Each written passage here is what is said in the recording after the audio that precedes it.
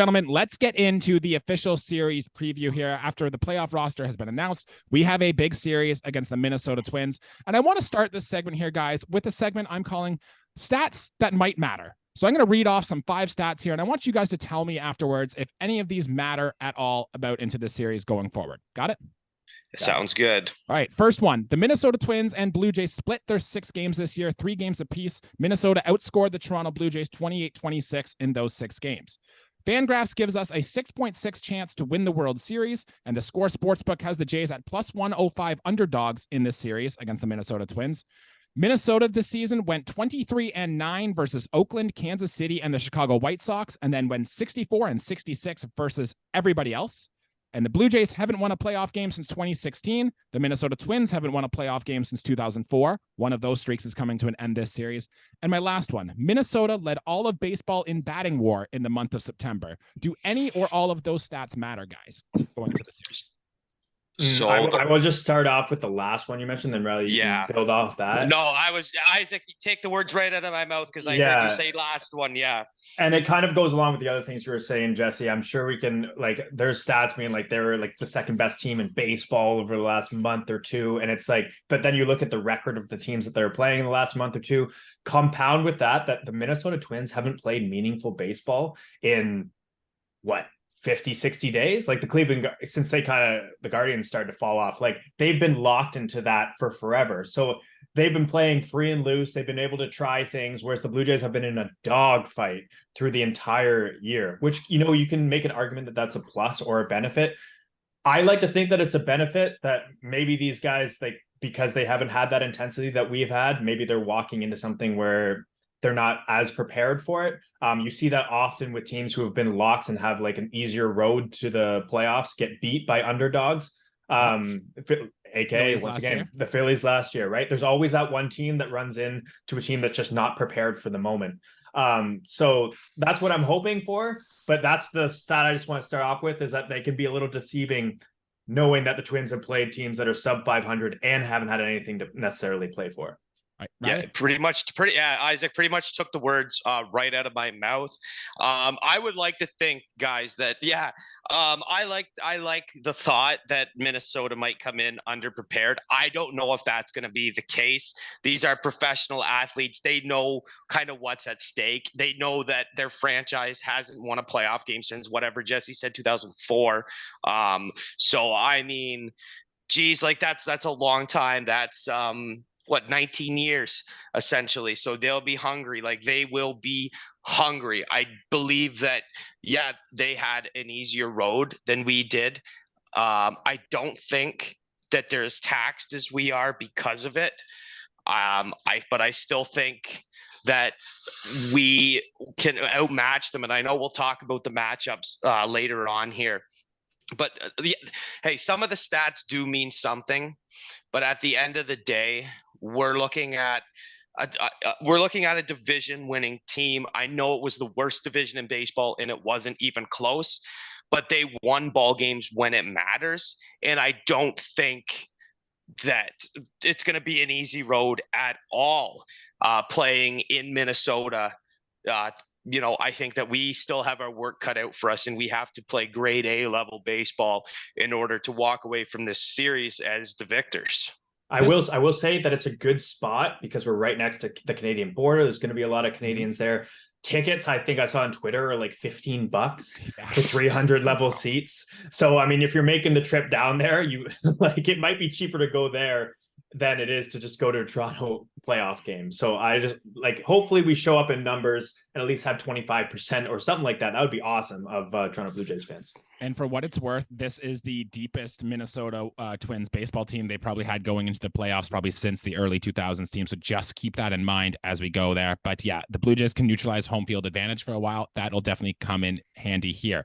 Top storylines, gentlemen, of the things you are going to follow the most during this 3-game series. I think we can all go around. We'll give 1 or 2 each of what the things we are going to follow the most. And I guess I want to take the first one here. And I think we've said this several times throughout the course of the season, even going to last year, is this Toronto Blue Jays team will go as far as our offensive players will take us. And I want to specifically point out Vladimir Guerrero Jr. too. He needs to be the guy.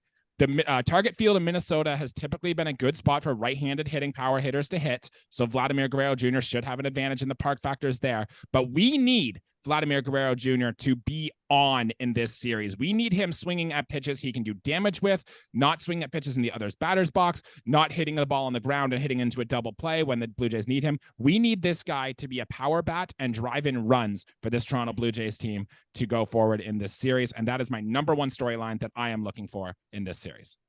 Simply put, if you don't score runs, you don't win ball games. And I mean, the other team gets as many outs as you do. If we're making outs at the plate, if we're taking a slider low and away, swinging at it, we're just recording an out.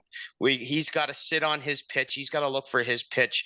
We got to come up in clutch spots, not just Vladdy, not just our big guys, but we need to put together good solid at-bats and string together timely hits in order to, have, and not just late in ball games. We need to come out just guns blazing. I mean, we have a leadoff hitter who has the second most leadoff home runs to start a game in MLB history. I mean, right off that alone, that's a pretty good accolade attached. Is George Springer going to do that in the series? I mean, the chances are very unlikely, but it's a hell of a way to get the party started. Mm-hmm. I mean, I'm more talking about we got a runner on, like, anytime you get a leadoff double, for instance, you got to manufacture that run. I know John Schneider's not a small ball guy, but there's been too many instances this year when there's a runner on second with nobody out, or there's a runner on third base with less than 2 outs, and we just simply don't get that runner across, man. And I don't care who's at the dish. We just need that run because we've been snake bitten by it and we've lost ball games because of it. Isaac, what about you? What's one of your top storylines you're following this series? I'm going to go the Twins direction and just say, I know that, okay, so if the roles were reversed and we could like kind of cakewalk into the playoffs, who knows who would be on like little IL stints, right? Who knows who's like having something bother them? Who knows if Chapman would still be on the IL until the playoffs? But Carlos Correa is one guy who's been out the last little bit. I think he was put on the 10-day IL at the end of September. He's their star player, right? I guess Max Kepler too. But like those two guys in the lineup, if you can neutralize them, they have a lot of depth pieces that can do stuff, but not necessarily any big names. And it'll be interesting to see how he does coming off of that injury stint, which could have just been something where he's just, resting before the playoffs. Guys like Jorge Polanco's day-to-day. There's Byron Buxton, not like he's too much of a player, but like little things like that is like, how deep is this team going to be? Were they actually injured, or were they just put on there to rest until the end of the year and give guys in the minor leagues a chance? That's going to be my top storyline. Yeah. Adding on to that too, Byron Buxton might be back as well. Royce Lewis, who I think has 6 home runs in the month of September, is also on the IL currently. He might be back for game 1. But if you look at the teams in terms of injuries, the Jays are without Danny Jansen and Adam Simber. The Twins are without like Joey Gallo, Tyler Mahle, and a whole lot more. So the Jays are healthier, at least on paper, going into the series, and that might come into play here. Riley, what about you? What was your big storyline that you were following going into the series? First of all, can you repeat what you said about Byron Buxton being not much of a? I don't know. Just on a side note, I've never heard anything about, but I think Byron Buxton is an exceptional baseball player. So it's crazy that you said that. I said 207 average this year. I know, but I'll be if speed power combination. I think if he stays healthy, and he's never been healthy, he's one of the greatest. He's not healthy now. So. No, that's what I'm saying. He's not healthy, but skill wise. All right, boys. We were talking about who to cut and whatever. We know that this position is not going to be cut, but I don't imagine these games are going to be a cakewalk, and I don't imagine we're going to get blown out. These are going to be close ball games. Who the hell's pitching the 8th, and who the hell's pitching the 9th? What are we doing with the back end of this bullpen? I mean, that's my takeaway. We see at the very end of the year, you guys touched on it already. Romano was cheesed. He goes in and pitches the 8th inning. At game 161, man, that's almost a crisis. It's a small crisis to have that happen. You want your closer in, like that's a demotion and a half. Like, and then you see Hicks come in, and he also, well, we know what happened. Not an ideal outing. So, I mean, guys, like, what are we going back to the recipe of having Jordan Romano close these ball games, or has he just been too inconsistent? And have we possibly seen the last of Jordan Romano as a closer in baseball? I mean, I'm not pushing the panic button too much on that, but you got to be able to close games out in the playoffs. Let's take the New York Yankees from 1997 to 2000 and whatever. They had Mariano Rivera. At one point, more men had walked on the moon. Not that I am buying that story. More men had walked on the moon than he had allowed earned runs in the playoffs. And then all of a sudden he met the Arizona Diamondbacks or whatever it was. But I mean, we don't have a Mariano Rivera. We have Jordan Romano and Jordan Hicks, who seem to be maybe the guys, and they both have not pitched that great. Are we throwing Jimmy Garcia as the closer? No, I highly, highly doubt that. So it's a sink or swim thing, because they are going to hang Romano or Hicks if he goes in and blows a 2-run lead in a playoff game. We're in a best 2 out of 3 series. I mean, the only time I've ever done best 2 out of 3, man, that's like playing rock, paper, scissors. I mean, a baseball series where you got to win the first game is so important. And if we go to Minnesota, and we walk out of there with a blown save or something like that, like that's huge. And then that's on, I don't know if you put that on the pitchers, the pitching staff, John Schneider, whatever. But for me, it's got to be Romano, but he's got to be way better. Are you guys rolling with Jordan Hicks, or what are we thinking here? We just hope we're winning the game by 5 runs. I mean, in a perfect world, yeah, we win every game by 5 runs. But I don't know if that's going to happen. Yeah, I think it's Romano's job in the 9th. You trust him, you go for it. You play matchups, whatever. They're both going to be good. I think, to add on to your point, and the main storyline here is how just John Schneider uses the whole bullpen as a whole, right? Minnesota is a very right-handed hitting heavy lineup, and Minnesota loves to use platoon bats. Probably them and Tampa Bay are probably the 2 most in all of baseball that love to get their platoon advantages. So I want to see, when do the Blue Jays go to their lefties? When do Meza and Genesis Cabrera see time? What are the Blue Jays going to do with Yusei Kikuchi, who we think is going to go to the bullpen because he's not going to start one of these first 3 games with the Toronto Blue Jays? Like, I think all that stuff to go along with who the Blue Jays are using late in games is actually going to be a very telling story. And one wrong move in a clutch situation could be the difference between us moving on and going home. I definitely think that, you know what, you guys have me sold on that. And if it's just Kikuchi, you're going to see a lot. You're probably going to see Richards and Chad Green could potentially be going as the 7th inning guy in one of those games. Same with Swanson, Garcia. I mean, we do have, I'm looking at six right-handed pitchers right now that are clearly guys that I feel comfortable with, and obviously different leverage, but even Trevor Richards can shove and has this year, of course, blow-ups, whatever, but we're going with our very best. And in a perfect world, we win the first 2 games and we don't worry about the 3rd game.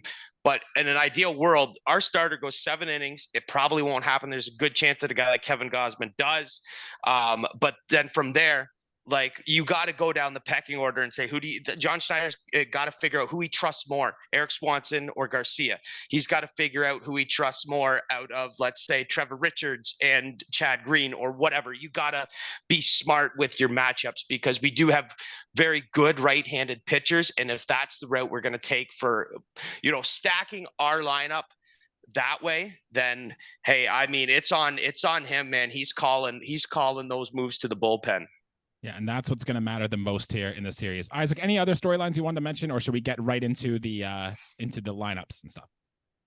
Well, I think just to touch on that, and it might segue into what we're talking about with the lineups, but I'm kind of convinced my thought process going into this is that you lean on your veterans and you sink and swim with your veterans. And if it doesn't work out that way, then it wasn't going to work out that way. But I like the guys who, like the Whit Merrifields, who never made the playoffs, and then we had a terrible defeat last year, like the guys who are just like, they see maybe the end of their career and they want it maybe a little bit more than the young guys. So when I think about like a Yimi Garcia, like even though he might not have been my favorite reliever in the season, he's a guy that I would go to in a big spot, maybe put a little bit more trust in him in the playoffs, because I am going to lean on my veterans if I am a guy like John Schneider. And that brings us maybe into the lineups where I'm as big a David Schneider fan as anybody, but I still think that Whit Merrifield might be my guy